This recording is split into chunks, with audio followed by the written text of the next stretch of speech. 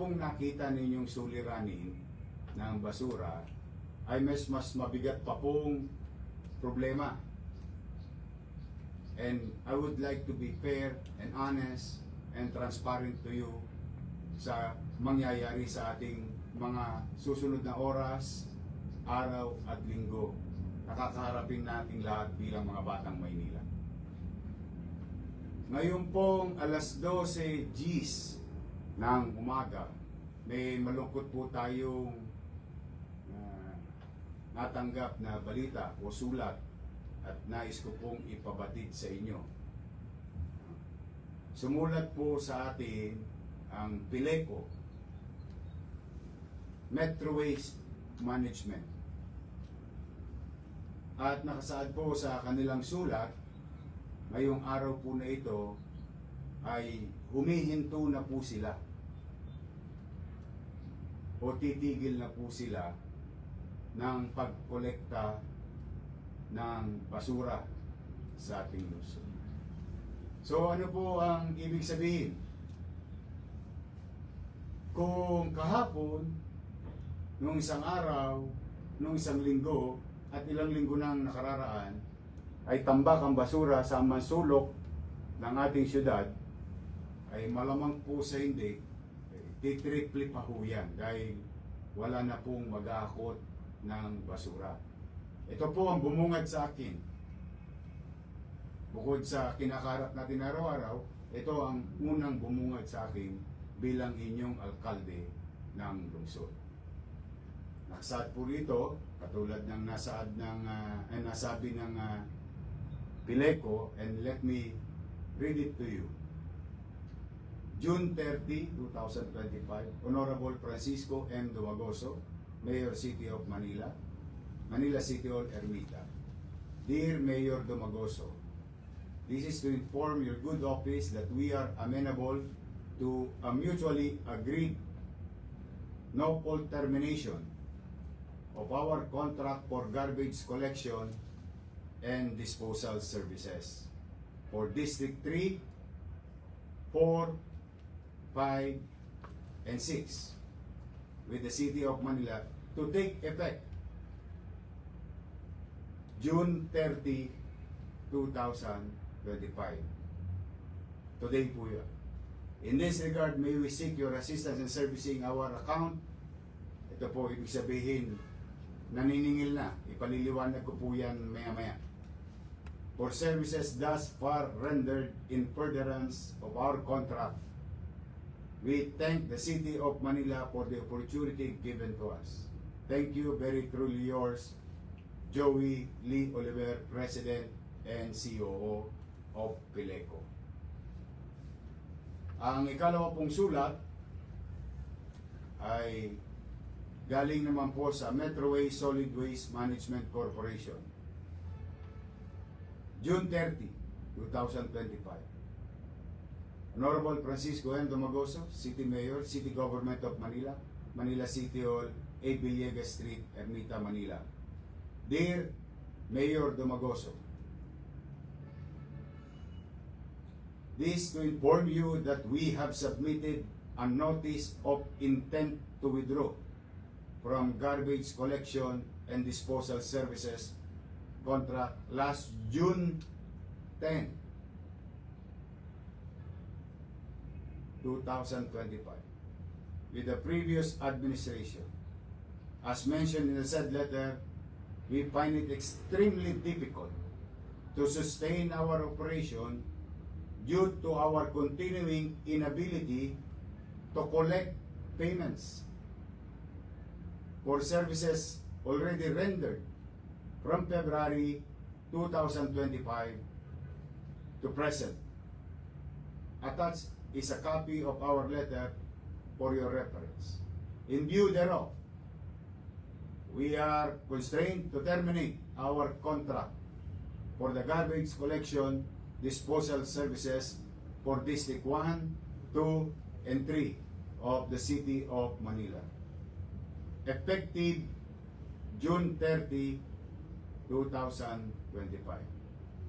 Thank you, very truly yours, Jerry Rose Ching, Chief Executive Officer, Metro Manila, Metro Waste Solid Waste Management Corporation. At the same manner, ganun din po ang sulat tungkol sa flushing at mga antibacterial activities contracted with Metro Waste. Yan po ang malaking pagsubok na kakaharapin natin ngayong araw na ito. Para po sa kaliwanagan ng lahat. At hindi naman kaila na ang Maynila, for so many mayors, for so many decades, ang nagkokolekta ng maayos sa atin at mainam na nagugustuhan ng mamamayan, kahit na magpalit-palit ang mga mayor, ay ang dating kolektor ng Maynila na Lionel Waste Management. At napabalita rin po sa atin noong nakaraang taon na hindi na rin po kinaya ng Lionel na tugunan ang serbisyo para sa lungsod. At sila nagpaalam ng maayos ng Oktubre na hanggang December 31 na lamang po sila. Bagamat ipinagkaila ng ilang individual na sila daw ay nagbabayad, ngunit ang katotohanan, may pagkakautang o bayarin tayo sa Lionel ng 561 million pesos sa taong 2024. At dahil dito, minabuti ng nakaraang administrasyon na kumuha at paghati-hatiin ang koleksyon ng basura sa lungsod. Sila naman po'y nagtagumpay na kumuha ng ibang kumpanya, katulad na nabanggit kong kumpanya na Metro Waste at ngunit, katulad ng isinaad sa sulat ng Metro Waste at ng Pileco, napatunayan na hindi rin sila binayaran. Ngunit nung Enero lang sila binayaran ng taong 2025. And as we speak, with regard to our record, no, ang bayaring kakaharapin natin at hindi na kinaya rin ng mga naturang kumpanya ang malaking operasyon ng pagkolekta ng basura ay tumataginting na 950 million pesos. So para po sa simpleng arithmetic, umalis ang Lionel, dala ng hindi nabayaran ng 8 buwan at 561. May nagsinungaling, may nagkubli, may nagtago, pero lumabas ang katotohanan. Hindi sila bayad. Pinalitan, kung anuman dahilan, hindi ko po alam. Ngunit, hindi rin may tatanggi na hindi nakaya ng bagong kumpanya na kinuha ng nakaraang administrasyon na sila'y hindi binabayaran din magpasa hanggang ngayon.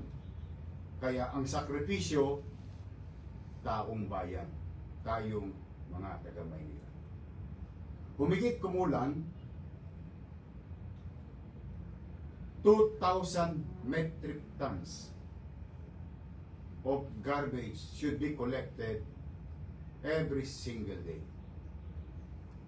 At habang nag-uusap po tayo sa broadcast na ito, yung hindi nakuha kahapon, yung hindi nakuha nung isang araw, madadagdagan pa ho, maya-maya at bukas.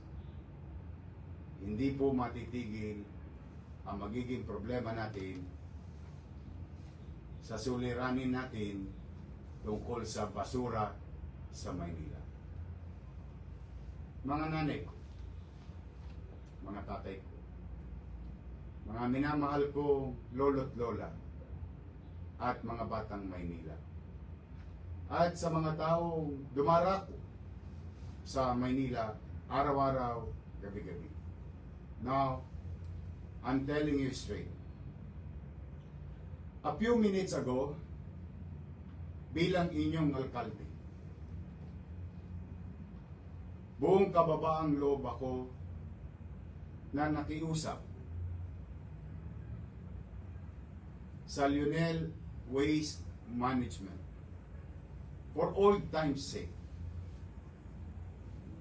Total, matagal naman silang nagserbisyo at naghahanap buhay sa Maynila. Nakiusap ako sa mga may-ari nito na kung po pwede, hakutin muna nila ang basura ng Maynila ngayong araw na ito ng libre, nang walang gastos sa taxpayers' money. Kasi bukas po malalaan natin kung ano ang sitwasyon ng pananalapi ng ating lungsod. Ayaw ko naman pangunahan ng kabayo. But for now, nakiusap po ako sa kanila. Bakit po? Mas mahalaga sa akin ang kaligtasan at sanidad ng ating lungsod, more than anything else. Ang pagkalat ng basura at pagtambak nito ay maaaring magdulot ng panganib sa mga matatanda natin na mahihina na, sa may mga sakit, sa mga bata, sa mga pagkain kinakain natin na maaaring dapuan ng insekto galing sa mga tambak na basura. Masakit sa mata, masakit sa ilong, at mapanakit sa kalusugan ang ating sitwasyon patungkol sa basura. Matapos ang aming usapan, bilang tugon sa sitwasyon ng ating lungsod na problema sa basura, by 2 o'clock this afternoon, the entire resources of Lionel Waste Management will be around in the city of Manila. Iikot po ang mga truck, kukunin po ang mga basura nang walang gastos sa lungsod ng Maynila.